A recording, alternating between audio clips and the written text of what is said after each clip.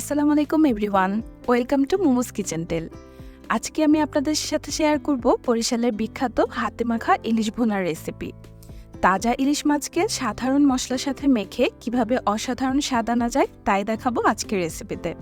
আশা করছি সম্পূর্ণ ভিডিওটি দেখবেন আর কমেন্ট সেকশনে জানাবেন কে কোথা থেকে দেখছেন আমার এই ভিডিও।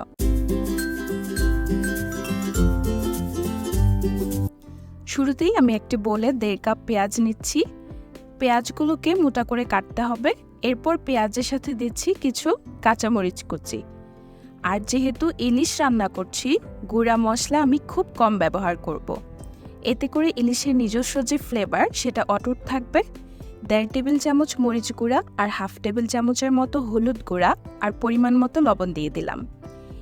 এবার পেঁয়াজ আর মশলাগুলো মেখে নেব। পেঁয়াজগুলোকে ভালোভাবে মাখতে হবে যেন পেঁয়াজ থেকে হালকা পানি বের হয়ে আসে। এখন আমি এই পেঁয়াজগুলোর উপর ইলিশের টুকরোগুলোকে খুব আলতো করে মেখে ইলিশের গায়ে হালকা মশলা লাগিয়ে নেব। আমি আজ মোট 4 টুকরো ইলিশ ভুনা করব। একে একে আমি ইলিশের টুকরোগুলোকে মশলা দিয়ে মেখে নিয়েছি। এবার এগুলোকে আমি 10 মিনিট ঢেকে রেখে দেব আর এরপর রান্না শুরু করব। আমি চুলার আঁচ মিডিয়ামে রেখে একটি কড়াইতে 1/2 কাপ সরিষার তেল গরম করে নিচ্ছি। এবার এক এক করে ইলিশের টুকরোগুলো কড়াইতে দিয়ে দিব। ইলিশের প্রতিটা সাইড আমি 1 থেকে 2 মিনিট করে ভেজে নেব, তবে কড়া করে ভাজবো না যাতে মাছের স্বাদ নষ্ট না হয়। আমি টোটাল 3 মিনিট ভেজে নিয়ে ইলিশের পিসগুলো কড়াই থেকে তুলে নিচ্ছি। এবার গরম তেলে ছেড়ে দিচ্ছি মাখিয়ে রাখা পেঁয়াজ কুচি।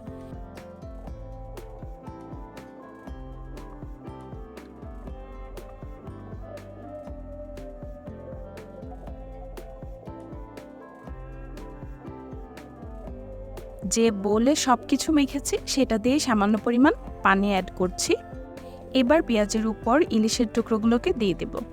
এবার ঢেকে রান্না করব 10 মিনিট। চুলোর আঁচটা কিন্তু আমি কম রেখেছি, না হয় পেঁয়াজটা পুড়ে যাবে।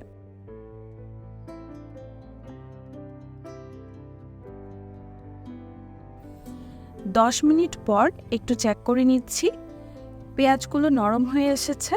এবার আমি খুব সাবধানতার সাথে পেঁয়াজ এবং ইলিশের পিসগুলোকে আলাদা করে 2 দিকে সর্ট করে দিচ্ছি। বাকি রান্নাটা এভাবেই হবে। আমি আবারও ঢেকে দিয়ে অপেক্ষা করব আরও 10 মিনিট।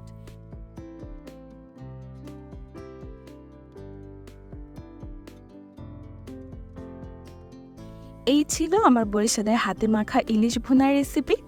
গরম ভাত কিংবা পোলাওয়ের সাথে এই ইলিশ ভুনা দারুণ মজা লাগে। ভিডিওটি যদি ভালো লেগে থাকে তবে লাইক দিন, শেয়ার করুন আর আমার চ্যানেল মুমুস কিচেন টেল সাবস্ক্রাইব করতে ভুলবেন না।